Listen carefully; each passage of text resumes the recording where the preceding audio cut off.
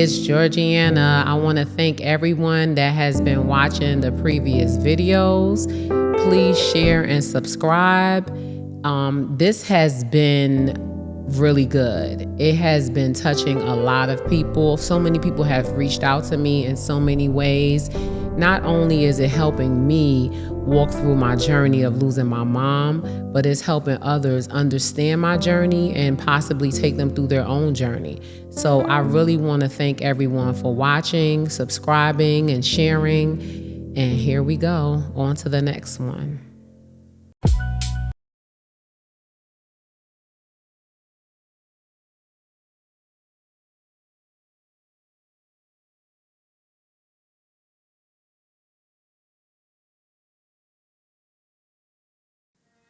I want to talk about continuing to be successful while grieving.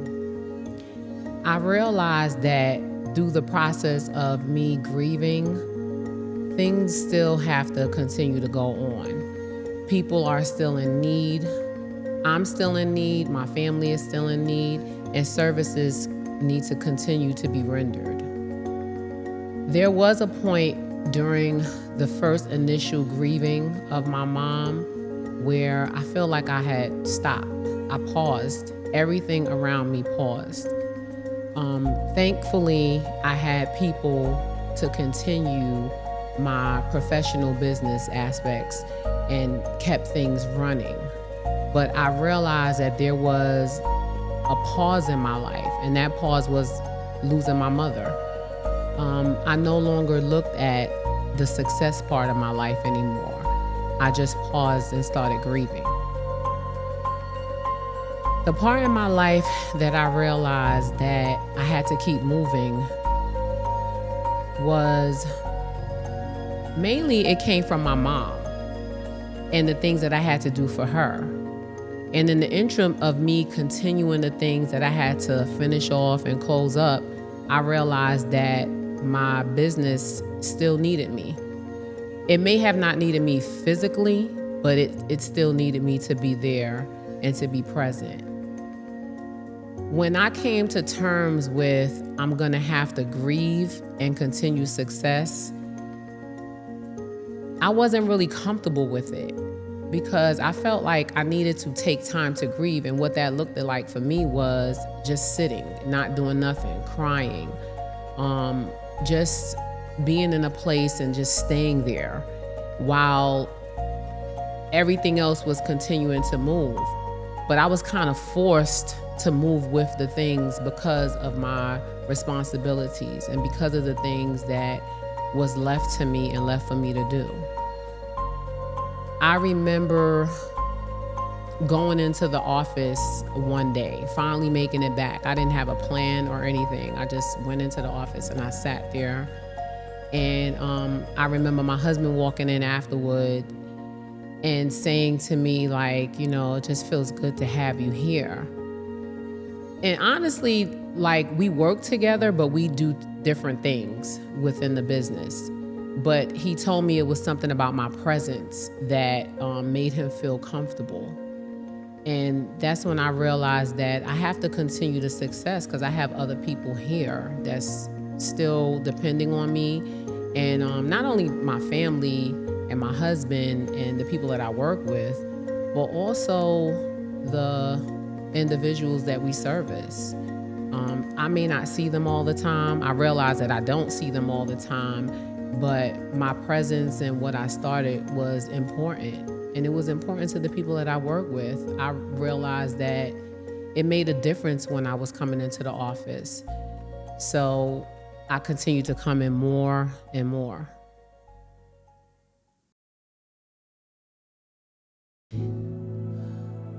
I don't think I had any normalcy within me. I still don't think I do. I think that I am operating out of who I am and who I was called to be. After losing my mother, I don't feel like I will ever be the same again.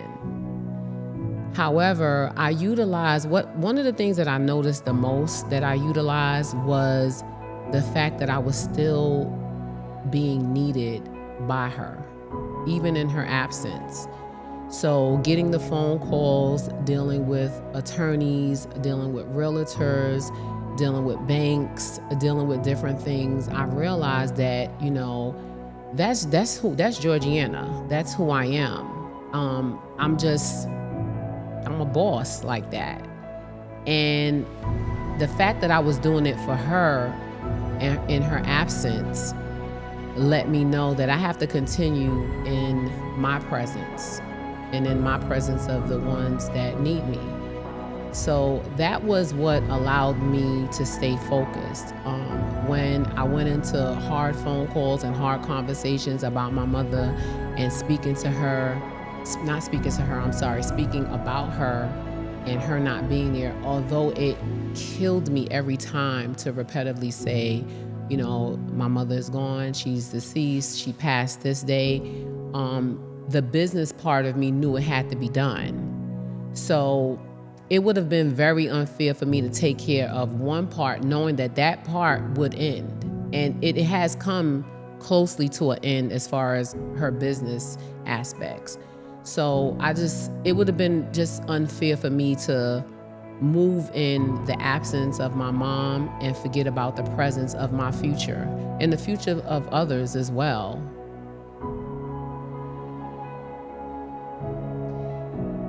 I don't feel like I have any moments where grief has won, because I won't allow it to go that far.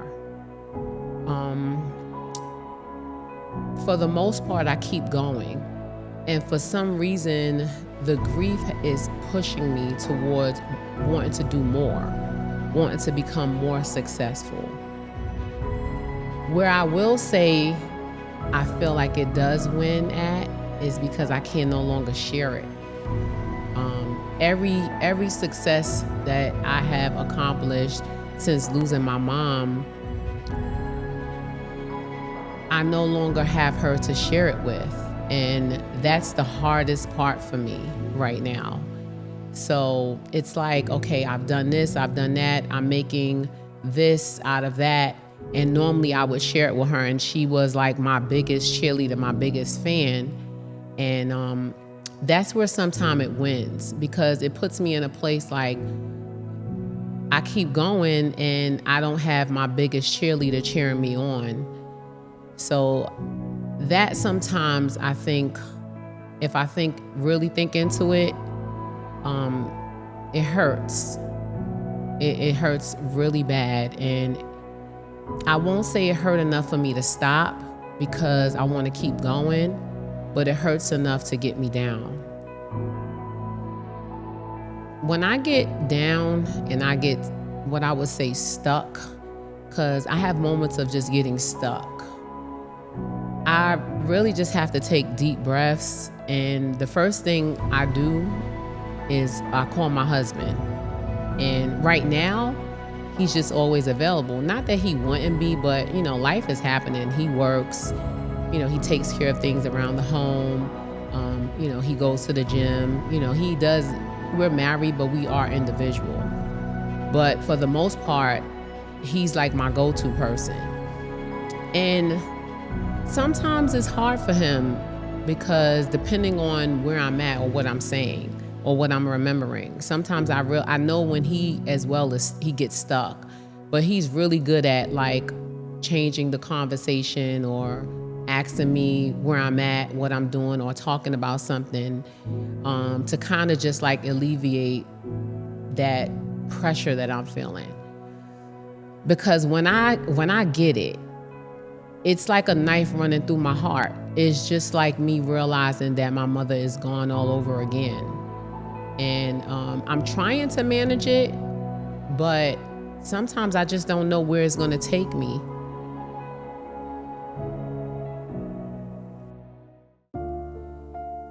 Right now, my joy comes from other people. Watching and seeing other people strive, seeing them benefit in some shape or form, seeing them do great and well. That's where I get joy at times. I do get some joy in being in my new home, but it's hard sometimes because the reason why this home was purchased was on the behalf of my mom. So it's like a really bittersweet. It's just like, oh my God, I'm in this beautiful, luxurious home, but the person and the reason for it is not here. And again, I can't tell her about it. So it gets hard for me sometimes. But I do get joy. I get joy out of my children too, because they're funny. They're very funny. And I mean, most of all, I get a lot of joy out of watching my husband just make sure that I'm okay all the time. You know, it does well to my heart. I think a lot of people think that, well, that's what a husband is supposed to do. I think that when you go through a loss in your marriage, someone that is as close as your mom, for me, it sends my mental state in a different place at times. And I have to shock myself to understand that, you know, he is my forever as well. So I don't want to go to a place that I just forget that I have a whole husband and I have a whole family and I have other people that love and care for me. So I have to constantly remind myself that, you know, life has to go on. As a successful business person, I have learned through the grief and through grieving is to make sure you know your business, you align yourself with your business, you don't get too far away from your business.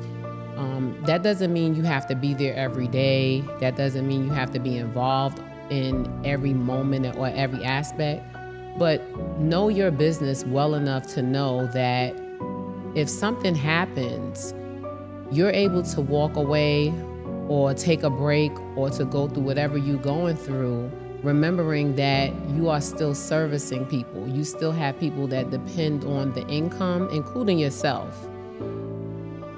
It's really important what I have found in knowing some business owners and CEOs and bosses. Everybody wants to be a boss, entrepreneur, or be a CEO.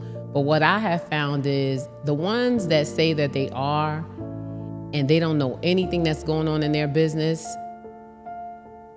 you're gonna get hit hard if you have to go through a grief, because you're not gonna know anything that's going on.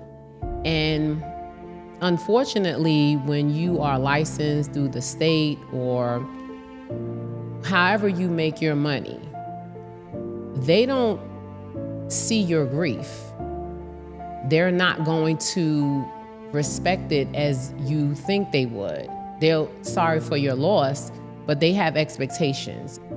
So from my point of view, I would tell you to know your business, be involved as much as you can. I mean, live your life. You have been rewarded to be in a place of being a boss, to being a CEO. You have every right to live your life, the life that you deserve. However, don't stray too far away from what provides the life that you are living.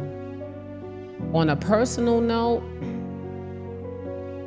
I'm glad that I have people that I work with, that I have become personal with, because I keep them in mind and I understand that they need me too.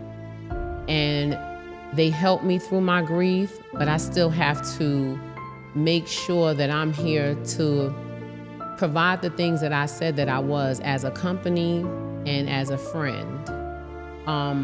This part of it, I will say, and I have to just give credit when credit is due. I always talk about my husband, but I have a wonderful, wonderful team player in my corner, and she is my director, and I don't know how she deals with me. I don't know. But she is, outside of my husband and in the business aspect, the better half of me. And you have to find someone that you pour into and that you trust, and allow them to pour into you as well. Because I don't know what I would have done without her during this time of my grief. I was able to take breaks, and I'm still able to take breaks. I mean, it's to the point where she'll tell me, you don't have to come in. Why are you coming in? We don't need you here today. So it's just important to put all of that together in the business and the personal side, because your success still matters to other people. Your legacy still matters.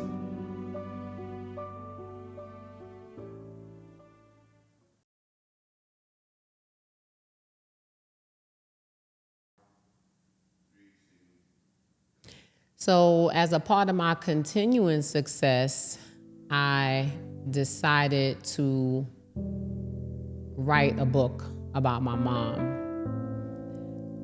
The reason for me writing the book was because I just couldn't get past, I couldn't remember, for some reason in my 50 years of life being with her, I just couldn't get past the last day that she passed.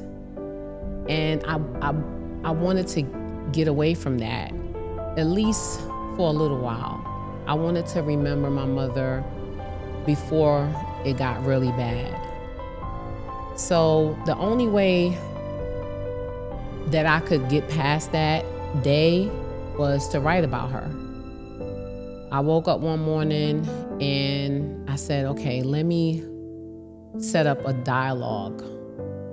I didn't want to go too far back. Too far back wouldn't have been good, and too close up wouldn't have been good. So I just began dialoguing the most relevant things to get me to a good place. And one of the things that I remember me going back to, without going too far into the book, was when I really discovered what a mother was. That was one of the main things that I needed to start from. And then I just went through there. My daughter from Tennessee, after my mother's funeral, told me that, she's gonna give me a little bit of time at home, and then she wanted me to come spend a little time with her, just get away for about a week. And she bought the ticket, and I had time to plan. And I knew that was when I was gonna begin the book, because I was away from everything that was going on. I still had my phone, but I was away from the normal getting up routine, going to the gym. I still went to the gym out there, but my norm was no longer. I devoted 2 to 3 hours a day for those 7 days, and I began writing my story.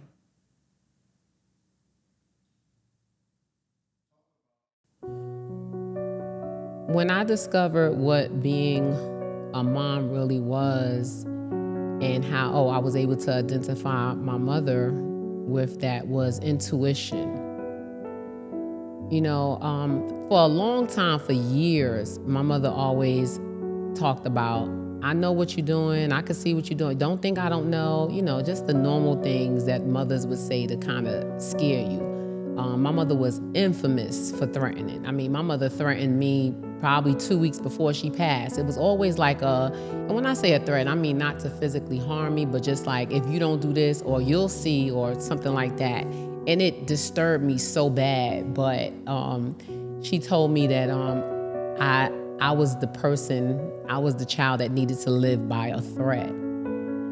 But her intuition was a little bit more than a threat. And that's when I realized, not like this is my mom, but this is a different kind of love. This comes from a different place. It's not normal. And I don't think as kids growing up, you think your parents are normal. You just don't. There has to be something wrong with them. I think everybody has put that in their mind. But for my mother, it was something different. She had an intuition that saved my life. And that's when I realized that is a different kind of love she had. And it's two of us. She had 2 kids, and I'm not here to say who was the favorite or not. I think when you have more than one kids, more than one children, you just love your children differently. But there was something that I know now more with her being gone that was different about me. She saw something in me that I didn't really see. I didn't really understand until now. I get it.